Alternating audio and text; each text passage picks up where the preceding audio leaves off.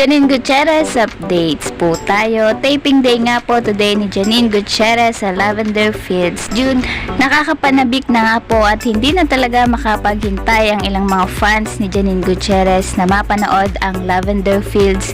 Lalo na nga talaga namang powerhouse cast ang mga cast ng seryeng ito at ito nga ang unang role ni Janine Gutierrez bilang kontrabida. This time ay ipamamalas naman nga ni Janine Gutierrez ang husay niya bilang isang villain.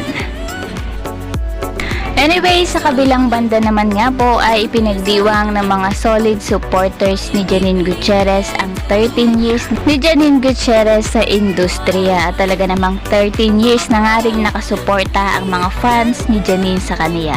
Solid na solid talaga ang suporta at hanggang ngayon ay patuloy nilang minamahal ang aktres.